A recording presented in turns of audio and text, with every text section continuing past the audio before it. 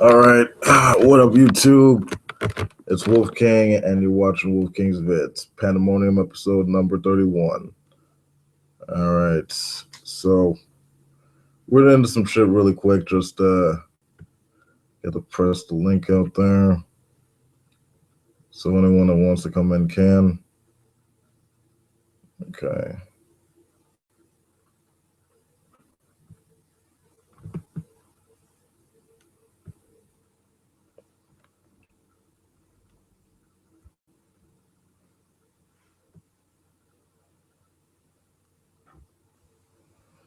All right. So what we got? What we got?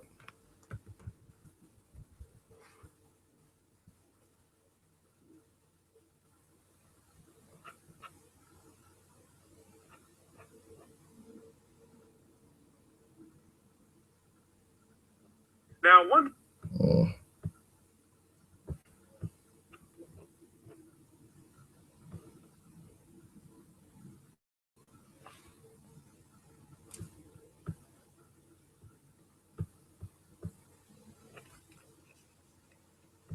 thing I want to talk about to get started is Right Wing Watch, as you're aware, is a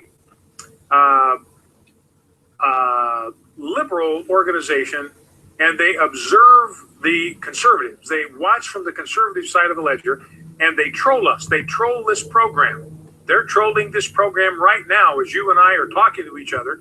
Right Wing Watch has their trolls down in a basement somewhere, watching, taping, listening to every word that we speak. You know, it's just like what the politicians of Jesus' day and the opponents of Jesus' day did to him. Remember, they were constantly trying to provoke him, constantly trying to catch him in something that he might say.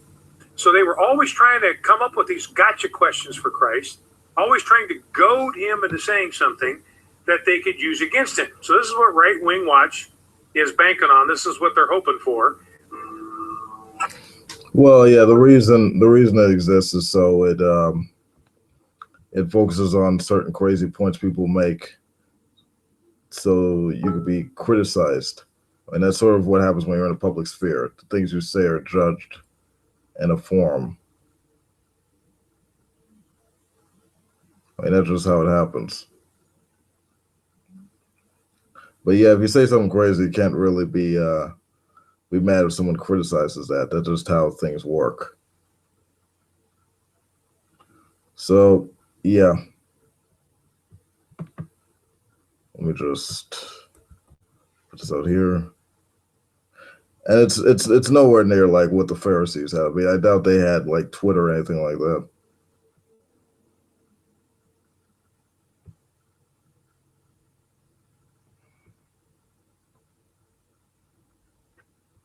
Okay.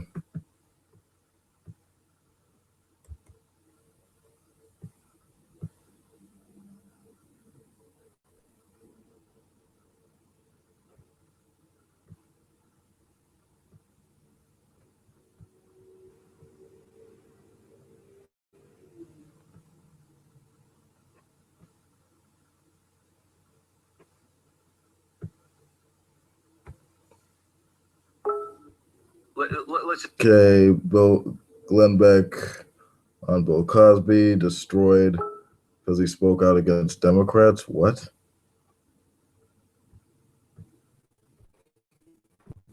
Just put it this way. The parties are now exactly alike.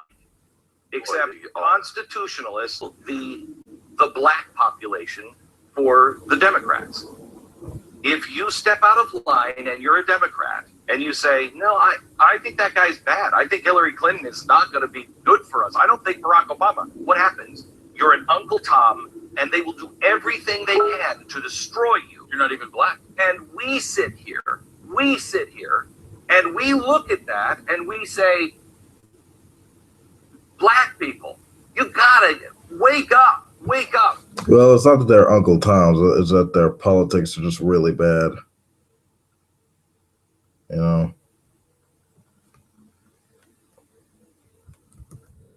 I think that's sort of a bit of a generalization they're making.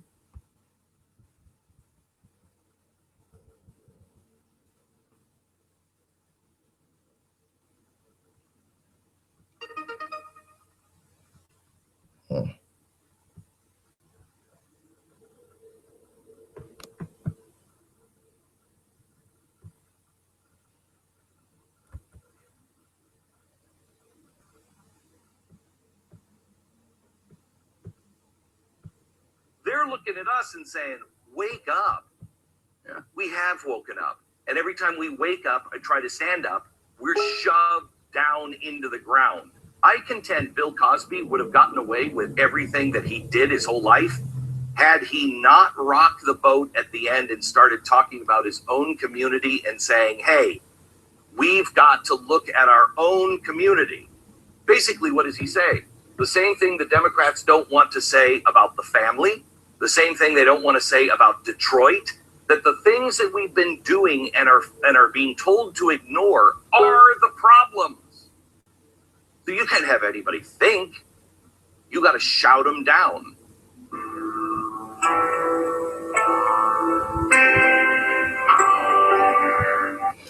Yeah, that was a gibberish. I have no idea what the hell he was talking about.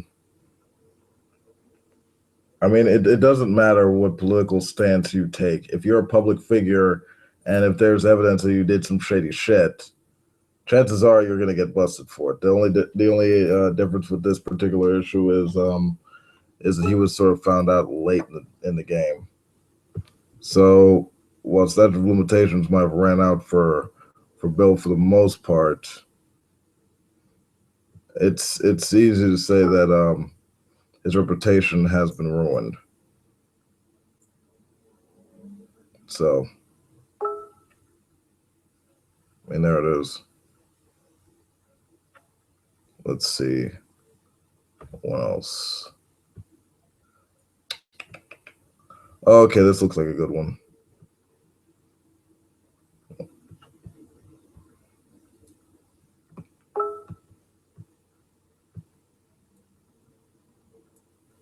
This is where the story gets into the buzzer. In 2008, I made a trip to Washington, D.C. to meet with Alan Keyes, and his request for us to file our nomination papers, to file our papers as president for Dr. Keyes and vice president for Dr. Drake.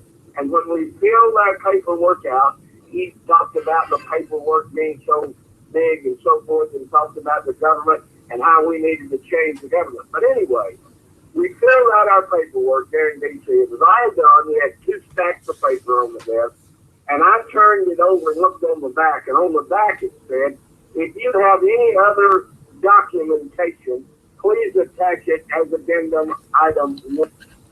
Okay, so this guy basically is saying that he was the one who started the birther thing with Barack Hussein Obama, President Barack Hussein Obama, and it wasn't the result of Hillary Clinton. I don't know whether he's doing this for publicity or whatever, or to get less noise off of Hillary, but he probably fits the description down to a T, but it's really whatever. Let me see.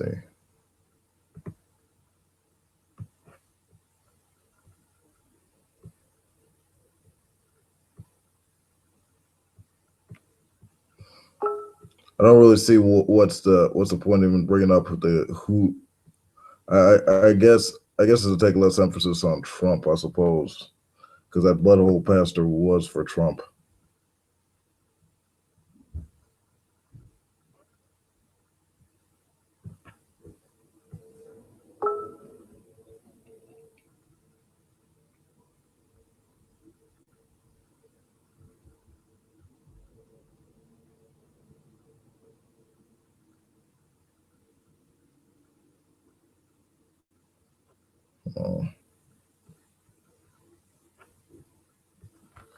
Okay, moving on.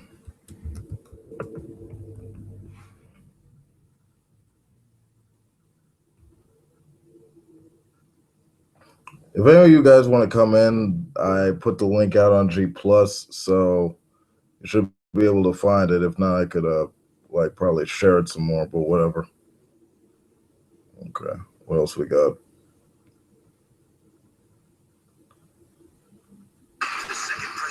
Okay, no, fuck that. I don't want any fucking ads. Do you get drunk? Okay, do you get drunk and go to the club or have sex? Christian? No, that's the one thing I'm not.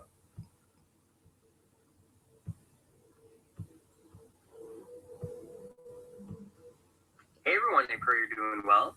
I wanted to go ahead and record a little video here this morning that I felt led by God to create for you, specifically on Saturday morning. So some of you are going to be waking up and are going to receive this video after you went out partying all night and you did things that are against God.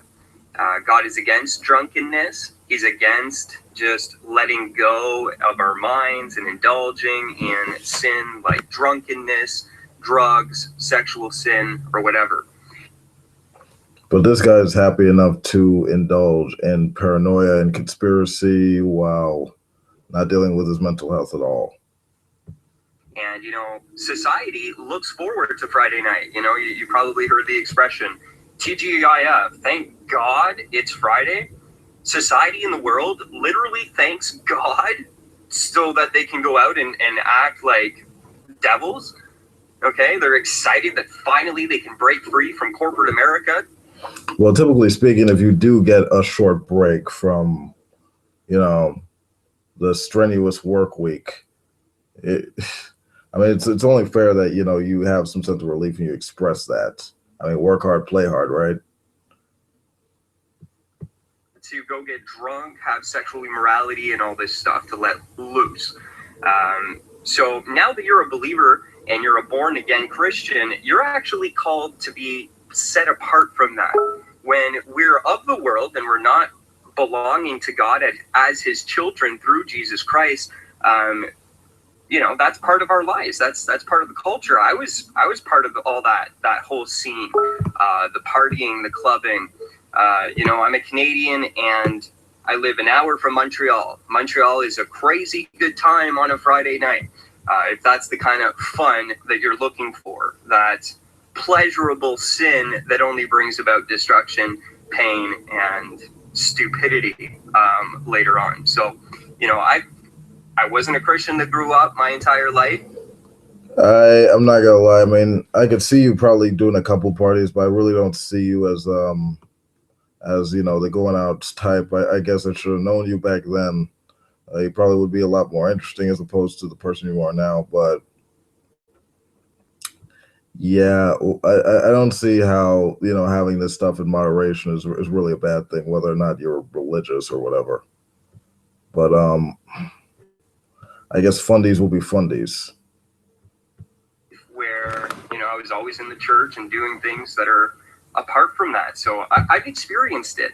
And I'm telling you firsthand as a believer what it's like and how we shouldn't be doing that. So I want this video to be conviction, that you would be convicted that what you're doing isn't good and that God would desire you to do something different, to set yourself apart. It should be no different for a believer, whether it's Friday, Saturday, Sunday, Monday, Tuesday. Every single day of our lives, we live a life of self-sacrifice, laying down all that we are so that we can fulfill something much higher than ourselves. This amazing calling that we've been given. Why waste it? Okay? Some of you have headaches. Some of you have sinned against God. You've done things and you're waking up this morning. And yes. Oh my God. No one fucking cares, you fucking retard. Your bullshit is not real. No one gives a fuck. If you're working 24 hours a day, like throughout most of the week, and you have a couple of days to yourself to rejuvenate yourself and get a sense of reinvigoration about life, who gives a fuck about what some supernatural entity has to speak about it? So it's unfalsifiable, and even if it exists, I doubt it cares how much you work. All right, I've had enough of this shit. Hey.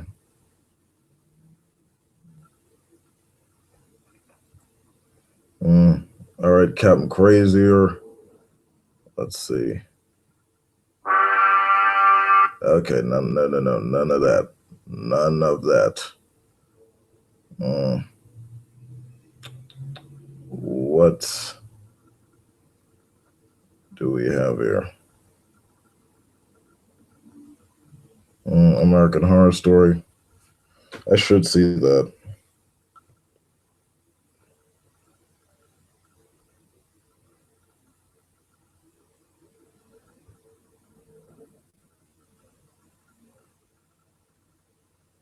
After an explosive first bout, Clinton, Trump return to the stage just weeks before the election. This is a call for an uprising. Welcome to today's show. As I've talked about on this channel, many of these programs out there are predictive programming shows, which are there to brainwash people, but they also aren't only doing predictive programming to prepare people for what is to come. They're also showing you in plain sight what they do. And they're desensitizing people from the reality of the world we really live in. And I've talked many times on this channel about human sacrifice, about blood rituals, about the satanic calendar and these things that go on. People still continue to think that it's fiction, that these things don't go on because they don't hear about it on the mainstream news. But it's important to realize that when you see shows like American Horror Story, they are desensitizing you from the reality of what these Satanists, these elitists really do. This is what's really going on. Whether it's the show Coven. Well, I wouldn't say that these shows desensitize anyone to anything. They're entertainment and they're fantasy. They're meant to be unrealistic but entertaining. If you actually saw a person getting butchered, I'm pretty sure that, you know, rationally speaking, you try to stop it or report it at least. You know, because if you let that go on long enough, the society's not going to be here like the next day. So. Where they actually show the witches and the spells that they perform, or the freak show where they actually show the clown murders and stuff like that, which was predictive programming, obviously for what's going on now.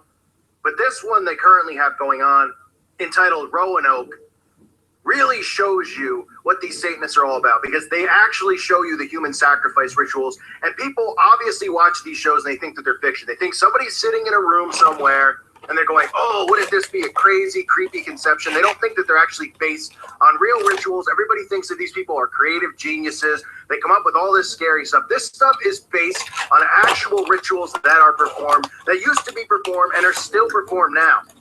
Now, a lot of people will watch this show and they'll say, well, I believe that these, witch rituals occur back then. I believe in the Salem witch trials. I believe in all this stuff that happened to witches, and they were around then. And I guess they just have this notion in their head that they just vanished off the face of the earth. So this has been going on. No, jackass. Witchcraft has never existed. Never literally existed. No one's ever casting spells or any shit like that. Okay, magic is bullshit. And the simpler explanation is that you're just some crazy guy who's looking at this show and it's freaking you out so much that you actually buy into it. Seriously, get a life. For centuries and centuries and centuries, human sacrifice has been going on, not just with Satanists, with other tribes, with other cultures around the world, and everybody just thinks that it just vanished. So what do you think they were performing the rituals for? For fun? Obviously, they saw black magic. They saw the power of the rituals that they perform, and they continue performing it over time. They wouldn't just randomly be killing people for no reason unless they were doing it as a sacrifice to their god, Satan, and they were seeing rewards from their sacrifices. Now, it didn't just stop because it's not on the news and mainstream television, but people only believe what's on the television set and what they read in the newspapers, so they think stuff like this is completely gone, that it just dropped off the face of the earth. All of a sudden, all the newspapers? We still have newspapers? I think it's weird. These people have been doing it for so many centuries, passing it on, to generation in their tribes and their cults and their covens, just woke up and said, you know what? We don't want to do this anymore. We're just going to, be regular citizens and we're not going to perform these things. Of course, that didn't happen, but that's the perception that people have, because people believe that there used to be witches and stuff like that went on. Now the perception is more so, the poor witches who were attacked and hung and all that stuff because of these Christians, these crazy Christians, and that it wasn't fair that they did all that stuff. If we time travel back 200 years, people would be ripping their hair out of their head if they could see what was going on today with the Satanism that is right in front of our faces, the witches that are running free, running rampant, the music industry, the Hollywood industry, all of this stuff. People 200 years ago would probably explode on sight, on cue, immediately. They probably would catch fire if they saw this stuff because they wouldn't be able to believe it. Their hearts would explode. But So what? That generation had its time and now it's gone. So really don't see like a point of putting emphasis on that. So it sort of sounds like an appeal to tradition. Fuck tradition, it has no value to it. This show, this American Horror Story show, is revealing to people in plain sight this season on their show. They are Roanoke. They are showing you what they really, really do. And it actually ties into the Satanic calendar in October. It ties into human blood ritual sacrifices. It ties into the worship of Satan. Lady Gaga's character, no name yet. No one knows who she's portraying. Some say it's Satan. Some say it's something else. But she is playing a witch, so to speak. At least that's what they've revealed so far. She's some type of witch, which isn't really a far stretch for Gaga since she's a witch in real life. Most of these Satanists most of these music industry females are actual witches. Don't be, I know people hear that and they go, oh, stop it. And I'm not talking about a witch like somebody saying the expression, oh, she's a witch because she's mean or she's angry or something like that. Literally, these people practice witchcraft. Oh, yeah. She does magic and shit. Yeah, when she's not making up her fancy little fucking dresses and shit, she's doing witchcraft. Give me a fucking break. Fucking lunatic. I'm not gonna lie, you are a very interesting lowscout though.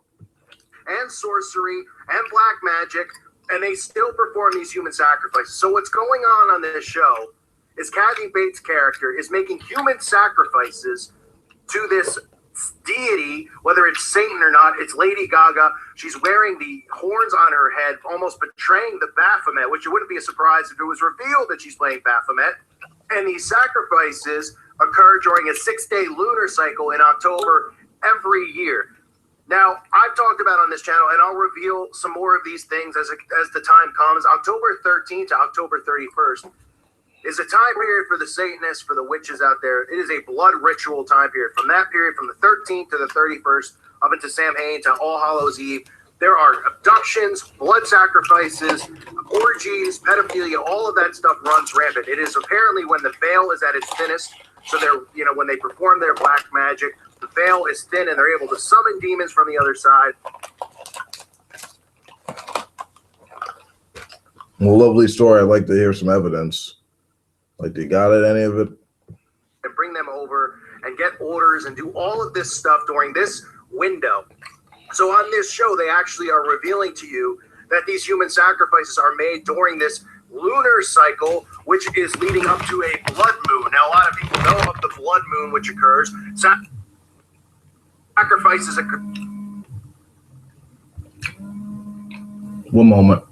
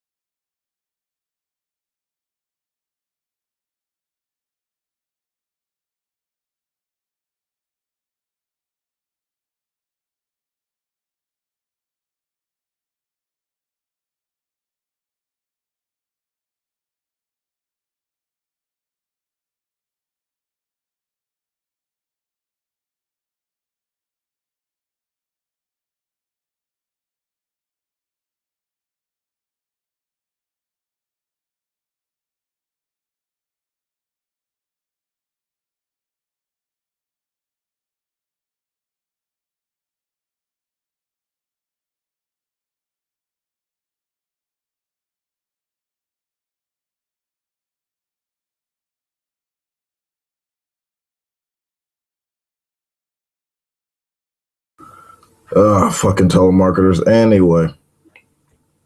Are all around the world during the blood moon, but you'll never hear about it. Of course, you'll hear about people going missing and never to be found, and people wonder where they go when you can't escape anywhere if you wanted to. Oh my God! Enough with this conspiracy theory bullshit. Jesus Christ, these people have nothing left. Okay, what else we got? What else we got?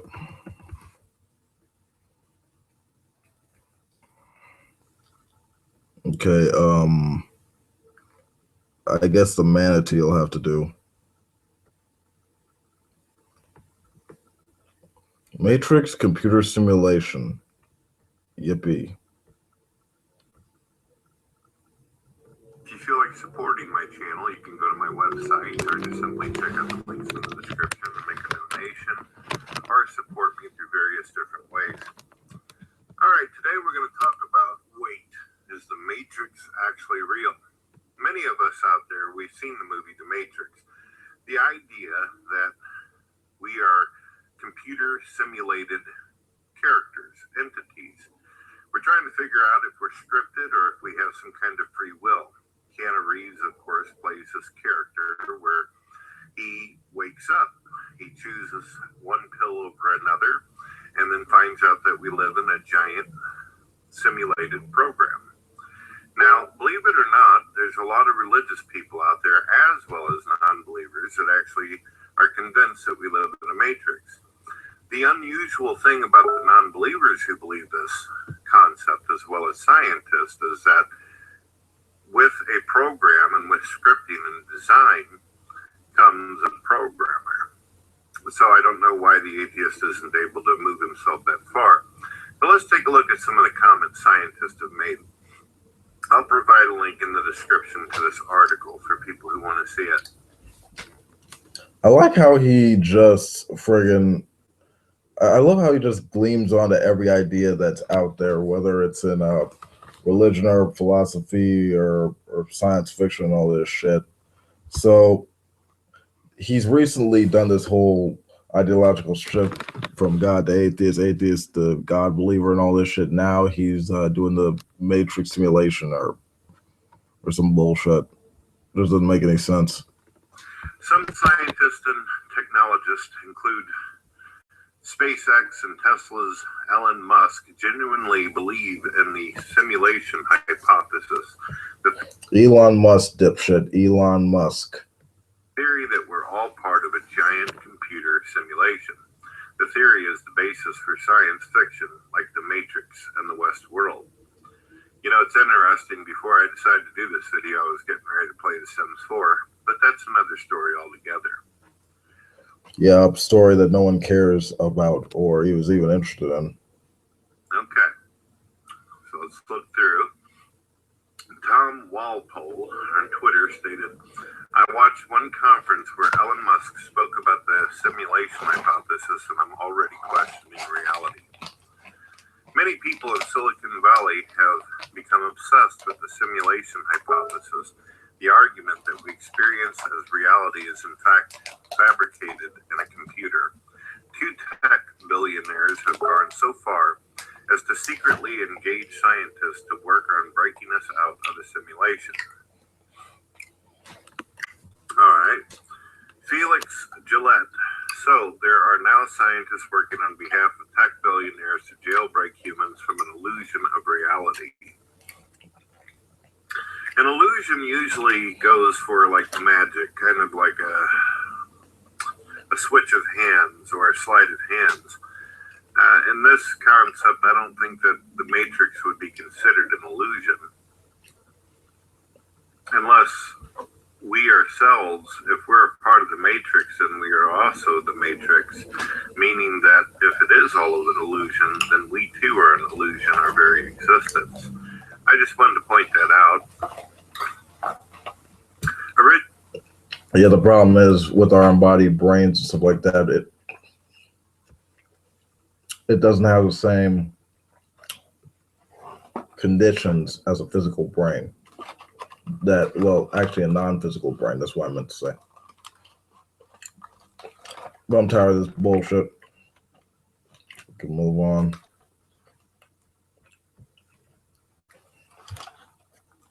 What else? What else?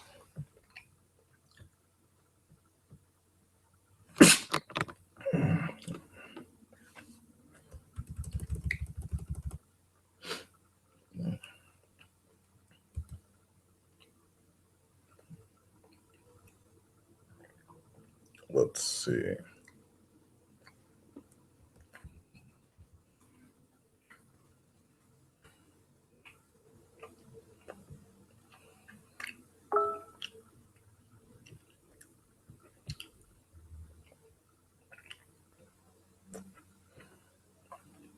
I guess it's quick bullshit real quick.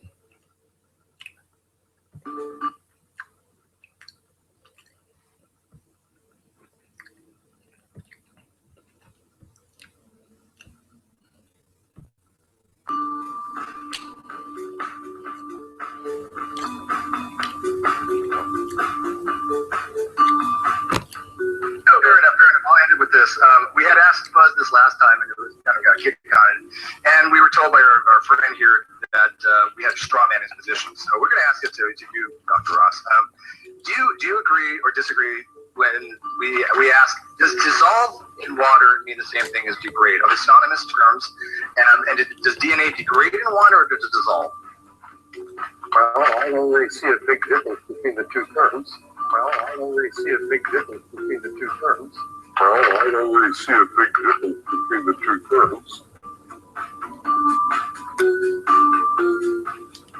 Because everybody has basically come to the conclusion that DNA dissolves in water, but when you put it in the water, it won't degrade, because then you couldn't do a PCR reaction or anything else. It's basically, it takes a very, very long time to break those bonds.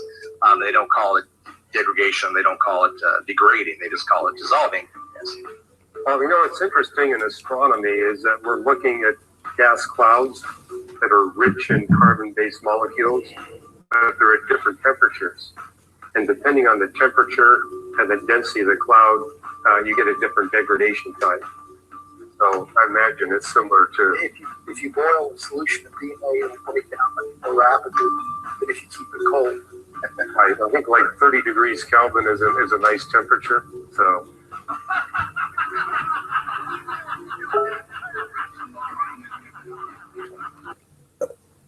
Yeah, that's kind of ridiculous. Once again, Ryan doesn't get the point.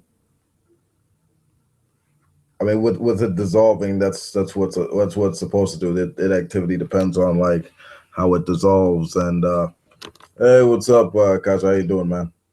Not much, man. I'm actually gonna be in and out. I gotta go to work pretty soon. I'm just chowing down on this mac and cheese, and I'm gonna head over to work to see what you were up to. Oh yeah, I'm actually gonna be done real soon anyway, so I will probably just look at a couple more videos and then see what's cool, up. man. Cool. I'll get you on the video when you post it afterwards, man. Appreciate it. Okay.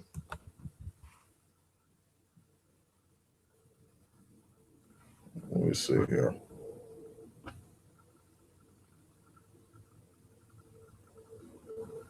Okay, so what we got next?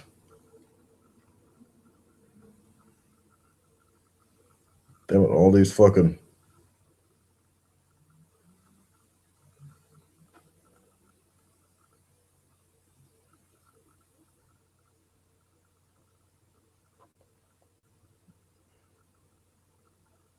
Okay.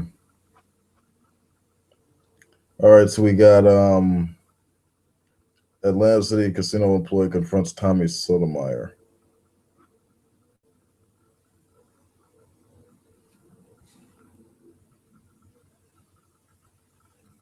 German secret societies ran into a group of Nordic-looking beings that... When you listen to me, what do you think about what I do? I actually agree with you. Like, because I know you say, like, people comments and they say a bunch of, like, they don't agree with. I get death threats. And I'm thinking maybe because you're not really seeing what he's talking, like, you're not seeing his point. Like, so I see a lot of this stuff, like things like how you say, black males, like not all of us, and you say it, like, not all of us are like that, but there's some that they like crazy things and it looks bad on all of us. So it's like, but that's the hard part about what I do, is trying to get people to understand that the method behind the madness, that I'm trying to get people to stop looking at us like we're crazy. There's a story that I'm trying to do when I get to New York about this girl. She just walked up on this white girl at the bus stop and told these other people, if you don't move, I'm gonna kick your ass too. Because they were trying to keep the girl from fighting the girl. Just don't know about why. Finally, she got around them, beat the hell out of this white girl, made her face bleed. But the two black dudes stood in front of the white people and would not let them stop the fight. Just so, and the white girl had a broke arm already in the game. And I'm saying, yeah, listen, the problem with Tommy is that what's up, Albatross? How you doing, by the way? Oh, Yeah, man, so thanks yourself.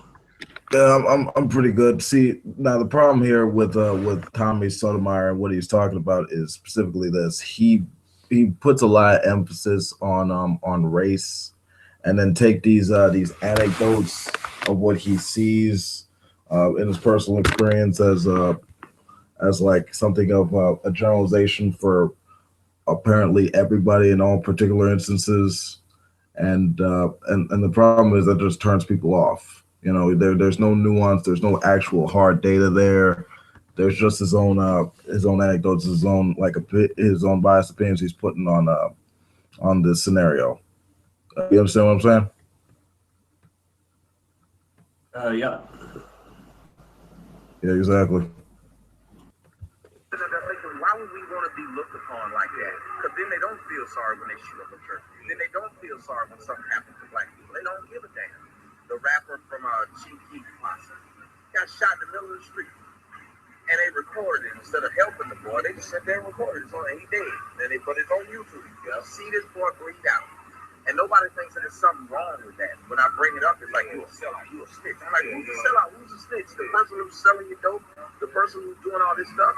Or me for trying to tell you, hey, they look at all of us like that. So when your kid goes to try to get a job, they remember that video of Chief Keef Captain getting shot, or they remember that video of this girl beating hell out of his wife. Well, I don't know. I mean, with you and what you say, I mean, you sort of like talk about black women like they're a piece of shit, or that they're dogs, and with black men, I mean, you sort of generalize and say they're the worst people to have around, especially in your personal experience. So I mean, he sort of like he sort of turns that on and off at will, you know. Does that black people fuck up, but if you criticize me and you're of a different ethnic persuasion, you're racist. Mm. Yeah, it can be a very small step from, like, in my experience, this group of people acts this way, to just saying this group of people acts this way. Yeah.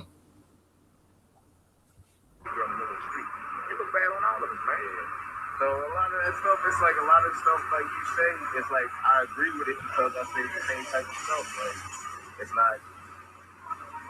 not right. You know, it's right. But even my brothers like you to speak up, man. I'll tell everybody I can't speak for myself. Yeah, and I tell people about like, oh, you should check them out. Like, if you tell me I don't see why people disagree with you. Like me personally, I don't see it. Like, I don't think I ever seen anything like, oh, maybe he shouldn't have said. I'm like, I see where he's going. Like, I know what he's trying to say. Like, and it does look bad on all of us. So that's why I really agree with it. Like, it's not. No, it doesn't actually. I mean, I'll give you this. Like, statistically speaking, like African Americans do commit more crimes, but that's usually the way it's sort of measured. That's usually in particular instances of conditions like, say, the drug war, or that instance where several dozen of African American students last year were arrested in school for little insignificant things, like maybe acting up on a bus or maybe stealing some milk, which didn't really have to involve the cops. But yeah, you don't necessarily have a generalization on your hands when you talk about if one person does it, it affects everyone. Kind of ridiculous. Everybody, and he's not saying just everybody. It's just like how they just look like, stay away from it. Like, just keep like stay away from it. Exactly, bro. Man, it's crazy. But yeah, we on our way to New York. We're gonna do my last tour day, and I go back to Phoenix, and we're gonna start off and do it again on the West Coast. So I'm looking forward to it. I go out here and see people are generally nice to me. Like, I haven't met anybody that was mad when they saw me. Everybody was like, oh, dude, I like watching stuff. So that's pretty cool. Yeah, so that's why when I saw it, I'm like, oh, it's like, I'm really watching it. It's not saying a bunch of nothing like BS. Like, you know, like I can feel like it's wrong, or like you're saying anything wrong, or even how you deliver it. I don't see nothing wrong with this person. Well, I can imagine if they're handling this stuff, you'd want to be nice to them. I'm pretty sure. I think that's just like common sense, you know. Like if they're handling this shit, I'm pretty sure you got to be nice to these people. Like otherwise, you're gonna come back and it might just be messed up or miss it. you know. Yeah, exactly. It's kind of the same principle as being nice to your waiters and bartenders. Don't fuck with the people who handle the things you eat. Mm-hmm.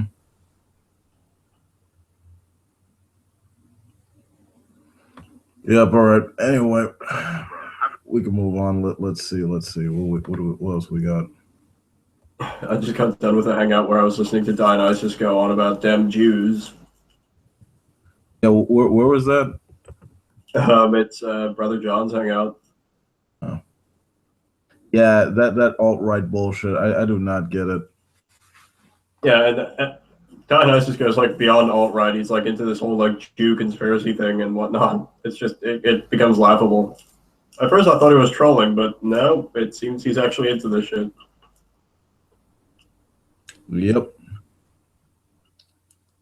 I tend to more or less ignore it because it just doesn't like it that's like the alt-right view in a nutshell, and I'm not really into that. Yeah, and it's so far out there. Like you don't even feel like actually trying to rebut it in any way. You're just like, whatever, you know. Mm-hmm.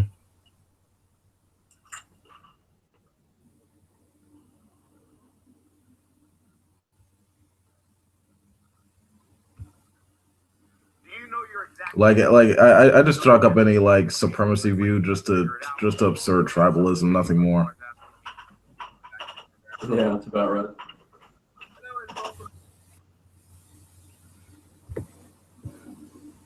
But speaking of ignorance, here's another face of it.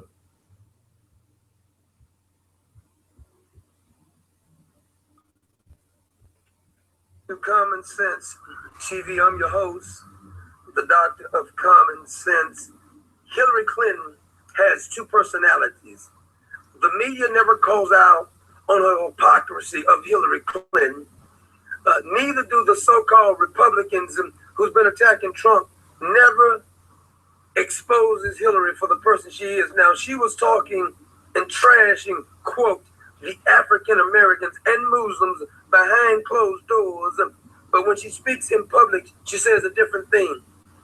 As a matter of fact, she says the only reason Muslims and blacks and Romanians are not successful is because you sons of bitches is lazy.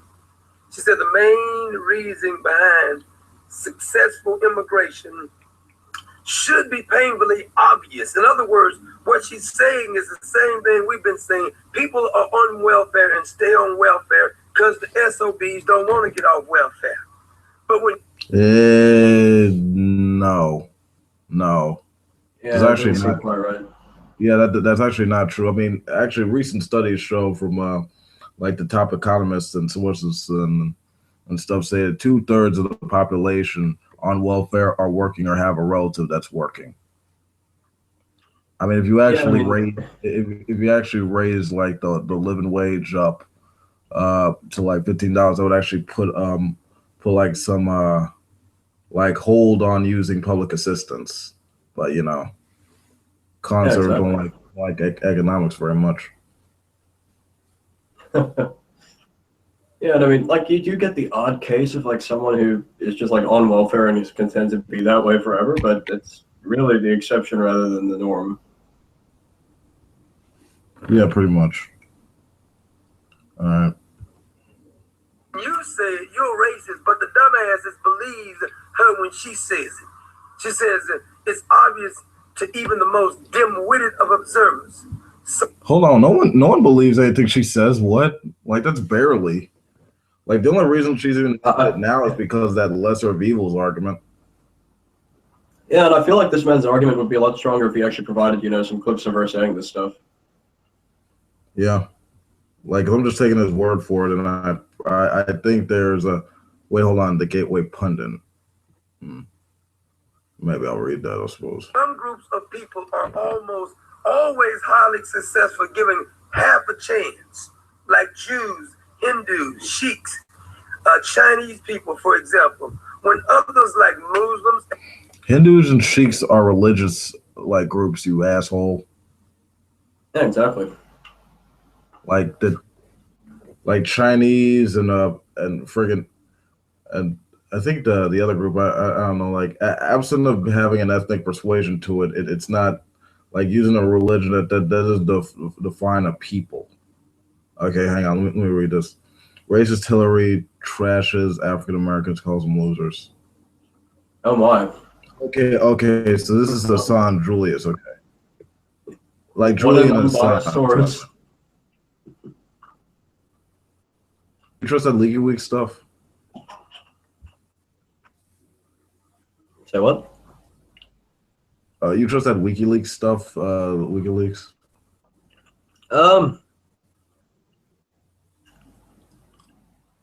I don't know. It's a thing. I mean, I don't trust. I mean, like this source gateway pundit itself seems kind of sketchy, like, dubious. But let me see. Okay, Julian Assange announced in August the most interesting and serious WikiLeaks info on Hillary Clinton.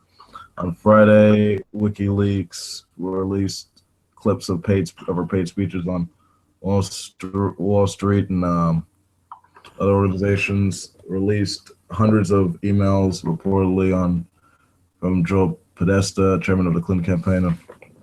The main reason behind successful immigration should be painfully obvious to even the most dim-witted of observers. Some groups, okay, Jews, Hindus, Sikhs, trans people, for example, Muslims and blacks fare badly for almost irrespective of circumstances. Irrespective. And I disagree with that, but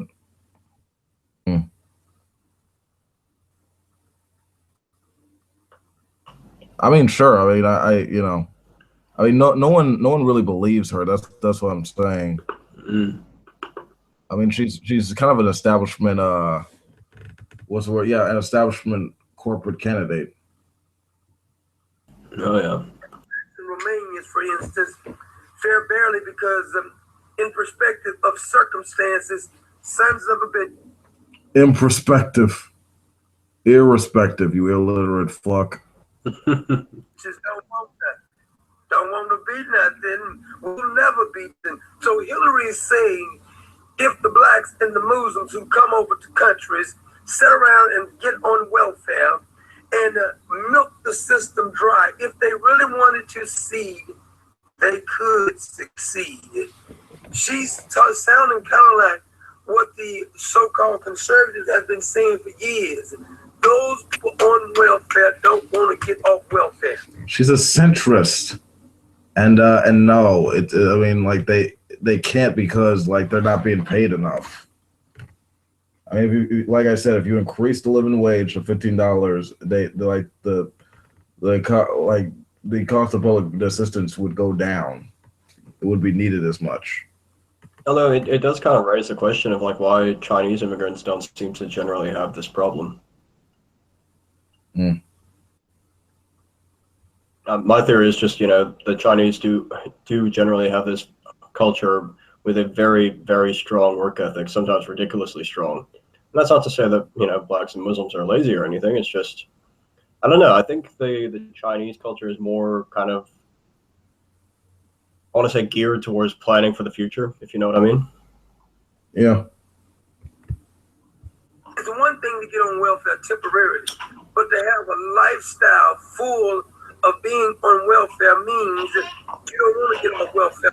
I want to see all of these blacks and Muslims come out and call Hillary Clinton a racist, call Hillary Clinton very insensitive. She's criticized Muslims and blacks and Romanians, said the only reason. Well, I called her a douche and a bunch of other things, So I mean, I don't know if that's good enough for you, but yeah, I don't like Hillary.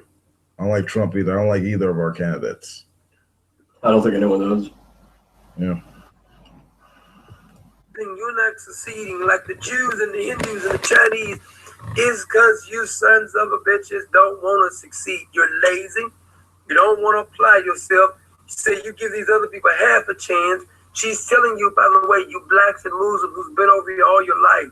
You've been over here all your life, she says, and you have not succeeded. Who are Muslims, by the way? Like the ones who come over, or the ones who were born here and happen to be converted, or like what? Yeah, I mean, is he talking about like first generation or second or past that immigrants? Yeah, I seem to be using a broad brush. Anyway. The ones who have not succeeded is because you don't want to succeed. And she said you can bring these immigrants over to this country and give them That is so stupid and disingenuous. Like the fact that he has to keep repeating it is just who does not want to succeed? Like that's ridiculous. No, isn't there like a medically or a psychologically recognized fear of success? I mean, sure, but like no, okay, but to say that you choose not to succeed, that's like a dumbass thing. I mean, you may very well have like the equality of opportunity. It's just like in certain situations where you don't choose to be who you are, that would impact your outcome, right? So you put in policies that could help close that gap into where you have better opportunities to where you can be successful. Like, I mean, that's just I know that might sound like happy thoughts, but there are policies that one could use that could increase the value of that opportunity. But yeah, but saying that like you choose not to succeed, that's just stupid. That doesn't make any sense. Well, it makes sense, but only like on an individual scale, because you do get people who engage in self-sabotage. I've been down that road before. It's not a fun one. I mean, so have I. There are cases where you don't really plan ahead and you fuck up, but there still are you still have something like a social safety net to help people from falling beneath the cracks. That's all I'm saying. Yeah. But people don't choose, to fail. People don't choose to fail on purpose. I mean, that's just. I mean, the way he's saying it, I mean, it just sounds ridiculous. That's my point.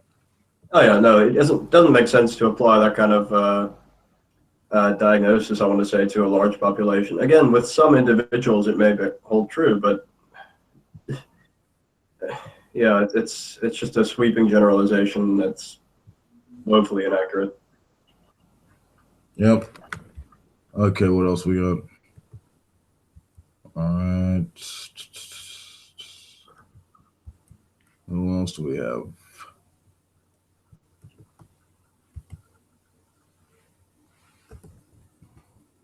Ending.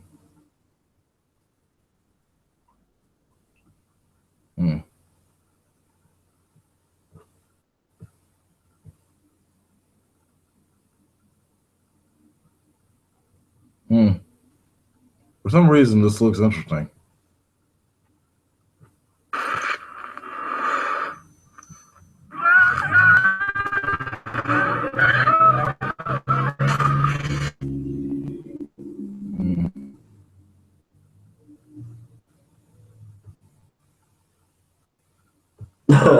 Okay.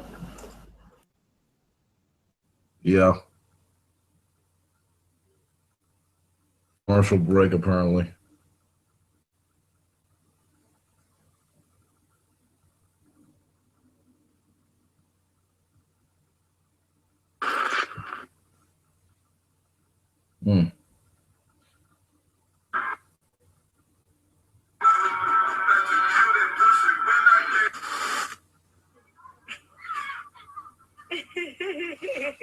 I thought we were done with twerking. Oh. Since your pretty ass soon as you came in the door, I just wanna chill, got a sack for us to roll. Married to the money, introduced it to my stove. Do you mind? Oh, man, if I talk to you. And with you, I got no feelings to go. I swear I had it up in here, I got no feelings. Yeah. Twerking, it should be a defined sport. But yeah. Nothing wrong with a fat ass now and again.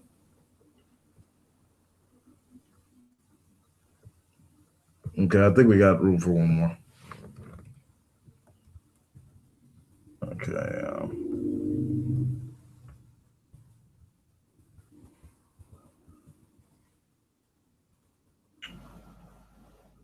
Okay. All right.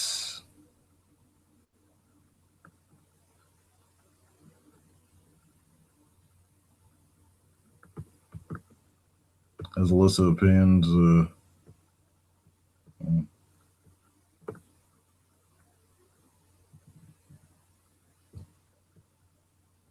Okay, this looks interesting. Alex Jones made a passionate case for Donald Trump on his show. Let's listen. You want to live? You want to have kids? Don't take the Gardasil shot. Don't eat GMO. Listen to me. I want you to live because I want to treat you like I want to be treated. I'm not the devil. I'm the opposite of that. And these people that say they're your leaders, they want to kill you and your family. And in your gut, you know it. Vote Donald Trump if you want to live.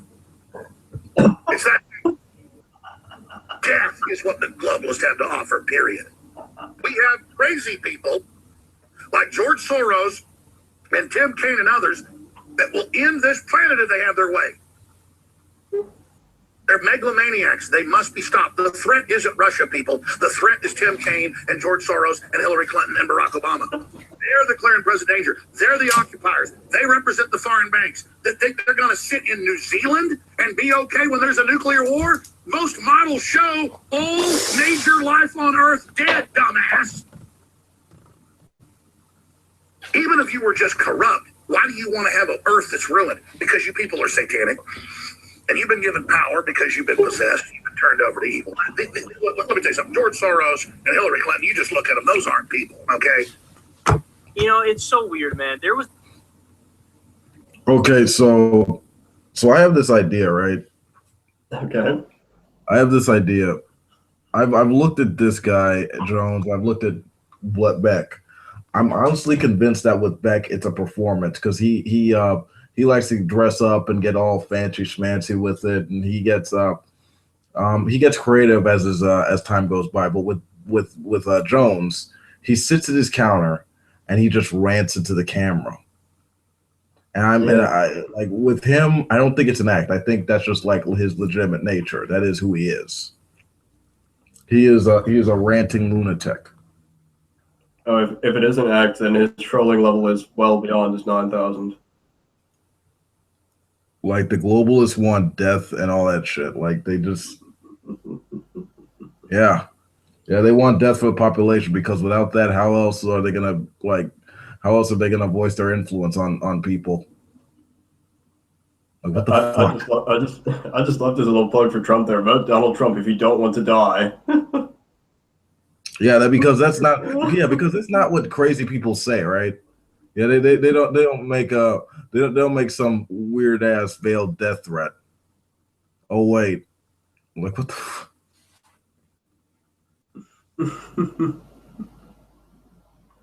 I don't know. Like where do you live? Me, I live in South Africa. Like, do you have lunatics like that in South Africa? Oh yeah. Mm. It would actually be slightly funnier if he said, "If you vote Hillary Clinton, you will die," because that would at least be, pretty true. Mm. If only vacuously so. Yep.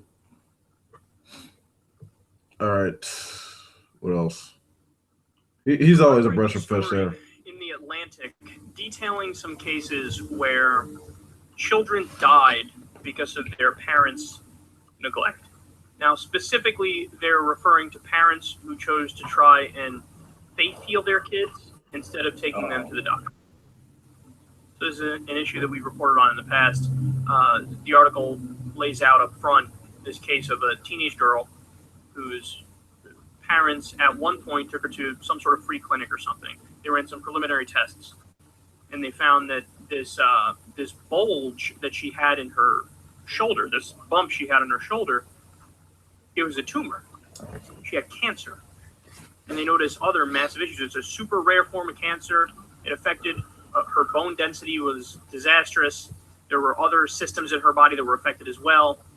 And so what they did is when she had taken her to the clinic, I guess because she had been begging her mom for it, they had set up like, okay, you got to come back whenever it was in a few days. And it was like urgent. And we're going to have to really like dive into this and do surgery and fix it. Never showed up for the appointment. And she ended up dying. When they spoke to the mother after the fact, she was unapologetic. And what did she say? Jesus is the only healer. God is the only healer. We don't believe in any of this modern medicine stuff. It's all about faith. Now, get this. This happened in Tennessee. It went through the court system in Tennessee. Thankfully, they ruled against her. Why did they rule against her? They say, well, look, we would be on your side, but you believe in faith healing. You're not part of any particular denomination or sect that believes in faith healing. So you're like a loner who believes in faith healing and is religious. So we don't know if you're just using this as a dodge or if you really do believe in faith healing. So you're guilty. Think about that. So there are states where I actually like that. But honestly, I really feel like it should be a law that that any parent who does that, who puts their own religious views before their kids' health, should honestly just have their kids taken away or something like that. Either taken away or forced to like act on their health. Yeah, I agree. It pisses me off when I hear stories like this. I mean, look, if the doctors have done all they can and there's no hope, then yeah, sure, why not? You can take your kid to some charlatan and have them spray water on them. It's not gonna do any more harm, but you know. Yeah, but if you don't show up for the kids' treatment at all, Yeah, exactly. I mean, that's bullshit. Yeah. I mean, that's just retarded. I mean, if you don't want to get medical help, that's fine. Don't do that for don't do the same for your kid. That's just stupid. Exactly.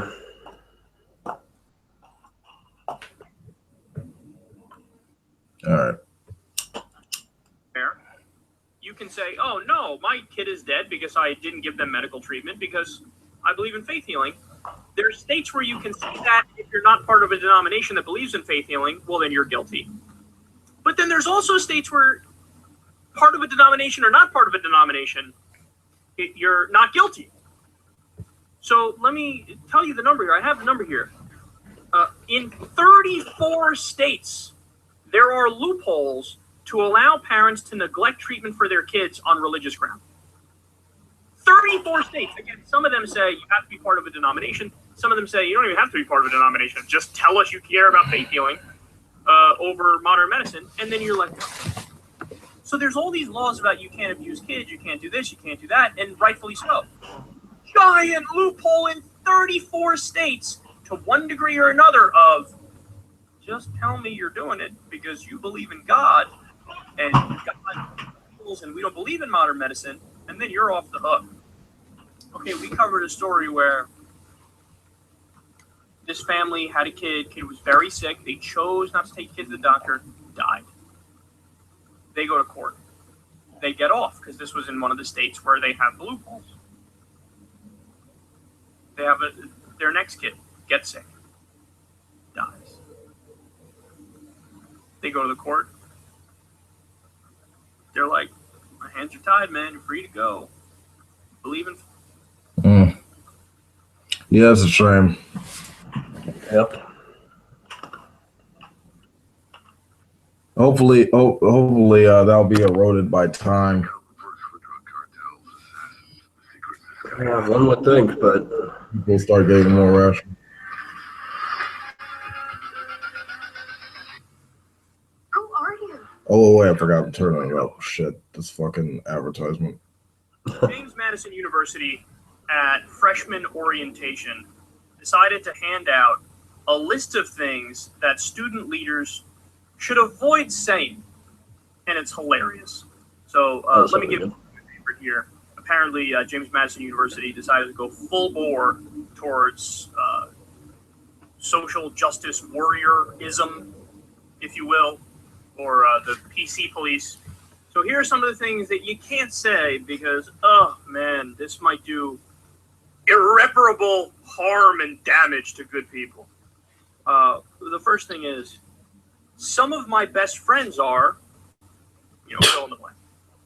Some of my best friends are black. Some of my best friends are Hispanic. Some of my best friends are Muslim, or whatever the case is. You can't say that. Now think about it. Why wouldn't you be able to say that? Well, probably the reasoning would be somebody has accused you of being some kind of a bigot, whether it's anti-black, anti-Mexican, anti-Muslim, or whatever it is. and then you're trying to say, no, I'm not a bigot. Some of my best friends are Muslim. So look, on the one hand, yeah, oftentimes if somebody were to make that argument, sometimes they're bigoted, and that's their deflection. I cannot stand this language police shit. What do you think? I hate it too. I mean, I get that there are some things that you should probably avoid saying, you know? You should probably not be calling people nigger in Harlem. That's just not a good idea.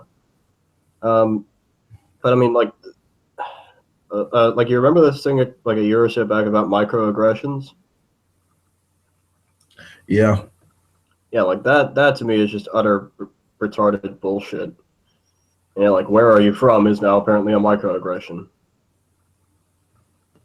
Yeah, or saying or like saying you're humongous. Like that's bad. Yeah, I remember seeing a Satanic video about that.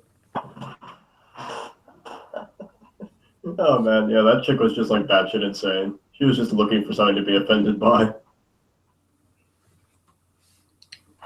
Yeah, it's like, what the fuck? Calm the fuck down. I mean, and you're kind of more the harasser if you're yelling at the guy with a camera.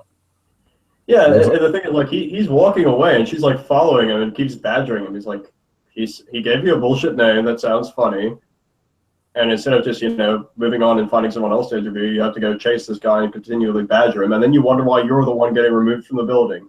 Gee, I fucking wonder. Yeah, because the guy didn't fucking touch you, didn't do anything horrible to you. You're fine. Your well-being has been threatened. He was yelling at the guy. He was walking away. He was removing himself from the situation. I mean, if you give her a little bit of charity, she just sounds really, really butthurt. If that's the case, in which case, like, who cares if you're butthurt? I mean, exactly. Like, get a tougher skin, sweetie. Yeah. Anyway, moving on. Okay, we got one more. Oh wait, don't we get to hear more of that list of unacceptable things to say? Let me see. I have a black friend, so there. But on the other hand, why would you want to stop somebody from saying that? And also, sometimes the person is not a bigot when they respond like that. No, seriously, you may have misinterpreted what I was trying to say. What I'm trying to say is this and that, and understand I'm the last person who's bigoted. My best friends are whatever. So it's possible the person is not a bigot, but furthermore, even if they were a bigot, to like cut it, to like nip the conversation in the bud and say, well, that's it. Well, now you have to shut down if you're somebody who's right-leaning or a bigot or whatever the case is. No, as I've said before, as somebody who's arguing from the left here, even if I'm talking to somebody who's a bigot, bitch, lay it all out there. I want to hear exactly what your thoughts are on every single issue. Okay, just like how people, oh my God, I can't believe you're flying that. Okay, let me see. I stopped the video so I could read the thing. Okay, some of my best friends are number 2. I know exactly how you feel. 3, I don't think of you as. 4, the same thing happens to me too. 5, it was only a joke. Don't take things so seriously. What the fuck? Oh man, this is ridiculous. 6, what do your people okay, like low key maybe. Where are you really from? I don't see color. I'm colorblind. Okay, you are so articulate. Wow, you can't compliment a person without being okay. It is so much better than it used to be. Just be patient. Speak the language very well. Asking black people about their hair or hygiene. Saying to LGBTQ people, what do you do in the privacy of your own bedroom is your business. What? What's wrong with that? That's fucking ridiculous. That's a defense. What the fuck? Exactly. Yes, but you are a good one. Okay. Yeah. Okay, that I can see as being quite. Yeah. I understand. That I can see as ruffling a few feathers. Sure, that's like the one I'll give a pass to. Yeah. You have such a pretty face. What the fuck? What? That's a compliment. Yeah. Jesus Christ. It's like that Ellen DeGeneres shit with that. If you don't compliment people. Okay, I've never owned slaves. Okay. Well, I can't imagine that one coming up too often in everyday conversation, but sure. If you are if you are going to live in this country, just learn to speak the language. I think that's quite reasonable, actually. Yeah, that is reasonable. He is a good person. She didn't mean anything by it. I'm not seeing a problem there. I mean, yeah, if a person want to do that dick thing, it's whatever. When I've said the same thing to other people like you, they don't mind. It depends on what that is. Calling women, girls, honey, sweetie pie, or other familiar terms. It really depends. It really depends on the context. It really does, yeah. When people of faith say "love the sinner, hate the sin," yeah, I mean, I really don't get. I mean, honestly, I don't give a fuck whether or not a person uses religious language. Yeah, I mean, like. I mean, I think it's nonsense. I'm going to express that view, so I mean, it doesn't really matter. When white men say we are the ones being discriminated against now. Wait, what the fuck? Referring to older people as cute? What the fuck? Wait, what? I'm. Hang on, let me fucking give you this link so you can fucking read it. Yeah, I gotta see this. I'm making any of this shit up.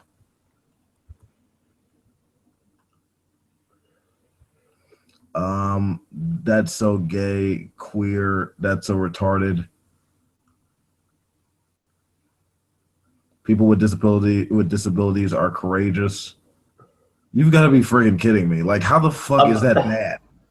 I'm still perplexed by number 24, referring to older people as cute. Like, is that a serious issue somewhere?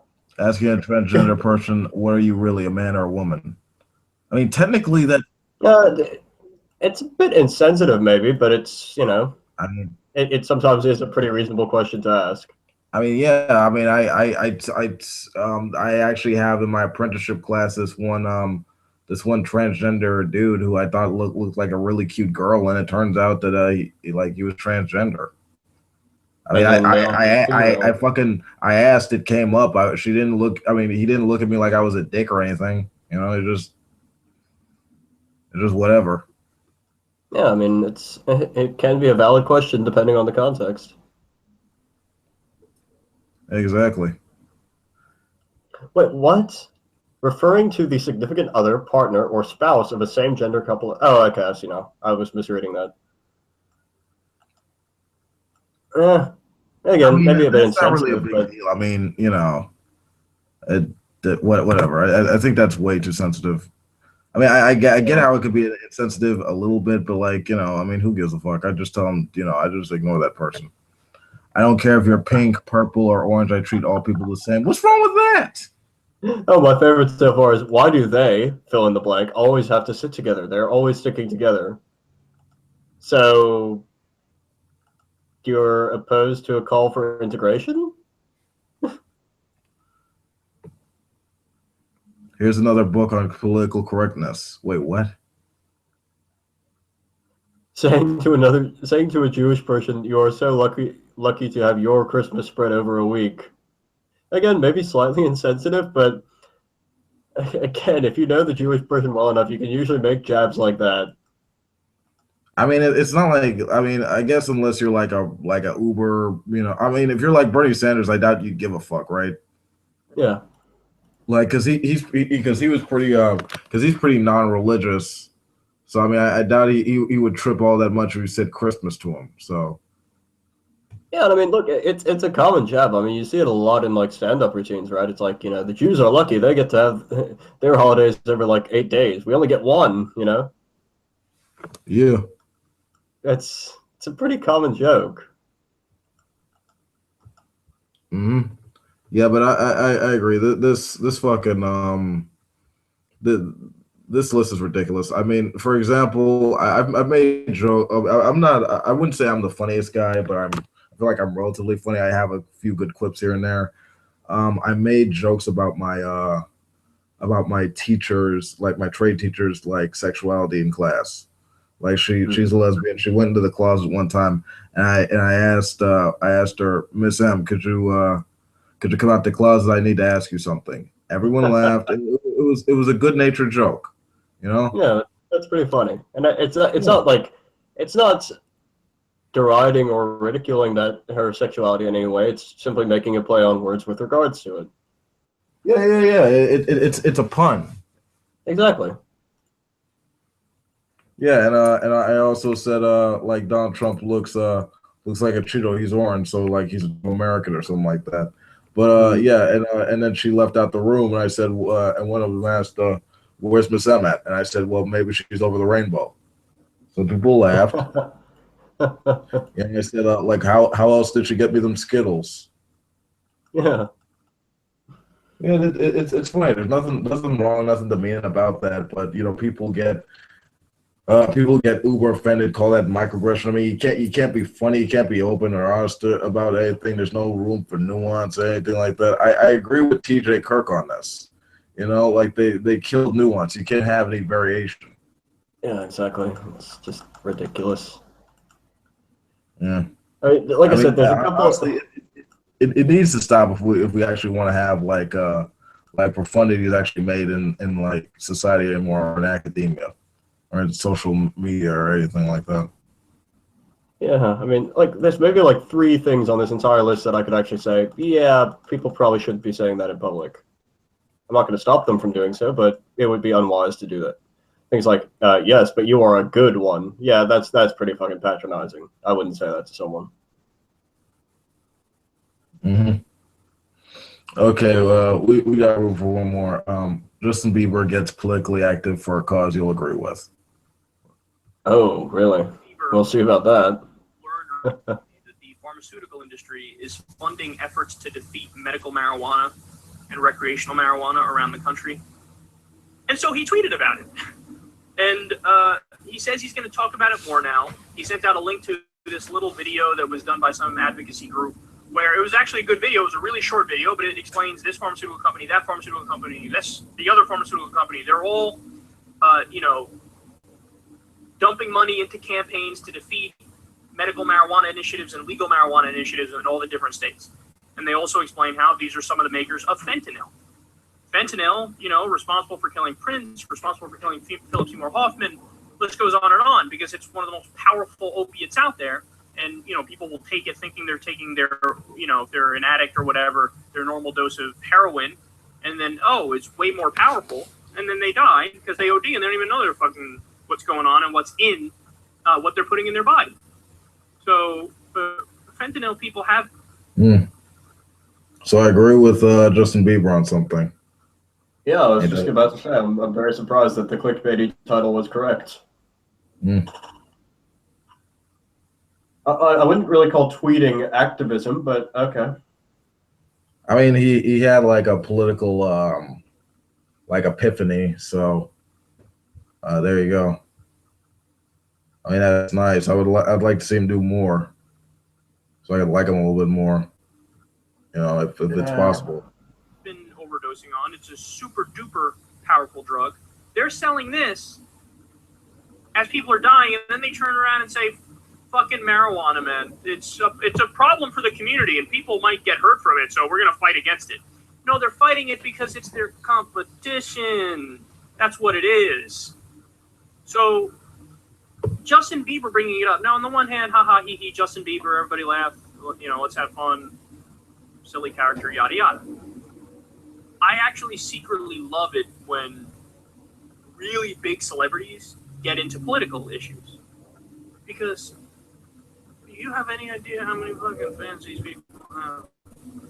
It's ungodly, man. It's unbelievable. Justin Bieber, if he tweeted about it, if he posted on Facebook about it, he could have 3.2 million 14-year-old girls calling Congress till the cows come home to try to change, policy on a certain issue. These motherfuckers have power, son. So as much. I guess to be fair, I gotta agree with that point. I mean, Wiz Khalifa, for example, I don't know if you know who that is. It's a rapper. He's a rapper. Yeah, I know him. Yeah, cool. He's all for marijuana legalization. He sort of helps in that. So, yeah, if he does have like an audience that's willing to listen to him on an issue, if he's getting that message out there, I guess that I wouldn't call that direct activism, but that is like drawing an influence. So that does help get the message out there. That's cool. Let me hear a little bit more. Much as we want to mock it, it's actually a really good thing. And I'm saying not to just Justin Bieber, but to any and all celebrities out there, you really can make a difference. You really can make a difference. I mean, your platforms are so gigantic, and you can raise, the education level on this stuff. You can make it so that people go, oh, well, that's interesting. I didn't know that. Hey, maybe we should get involved, and maybe we should vote. Maybe we should do this. Maybe we should go to the direct ballot initiative. Whatever the case is. Yeah, exactly. Which we're having a vote in November over this stuff, whether to make it recreational. It'll bring $1 billion in the state. It'll bring some crime down, and if it spreads across the United States, that'll be a big help against the war on drugs. Yeah. Yeah, and it'll help, with the deficits and whatnot, because you can tax that.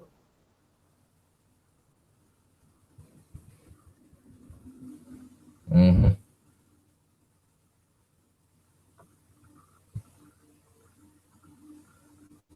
That it is.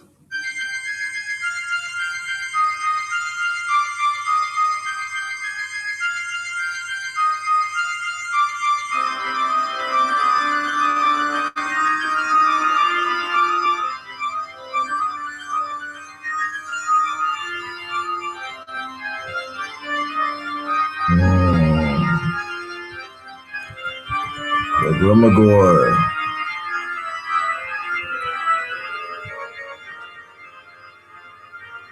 I call upon you, Emperor Lucifer. Emperor Lucifer, master of all the rebel spirits, I beg you to favor me in the call that I am making to your Grand Minister, Lucifer Rufo Kelly. Desiring to make a pact with him, I beg you also, Prince Beelzebub, to protect me in my undertaking, O Count Iscariot.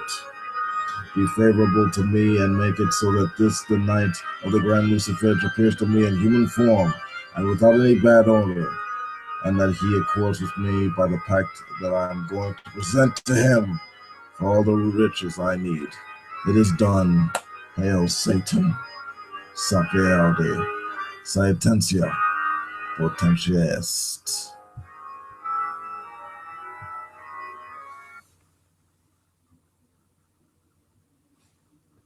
The dark ritual has been complete. How'd you like that? Oh, that was pretty cool. The music was a nice touch. Yeah, I think I'm gonna do more of that as I go along. I mean, if I'm really gonna take on the whole satanic attire, I gotta be all about that left-hand path. Yeah.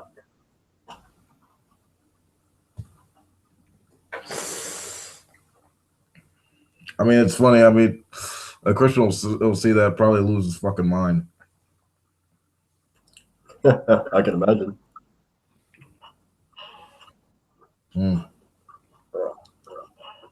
All right, this has gone well. I think I'm gonna shut down here. All right, guys, this has been Wolf King's Pandemonium episode 31. Like, thank everyone who was involved. I will be doing some next week. I'll probably be working with Albatross on some kind of collab at some point about SJW shit.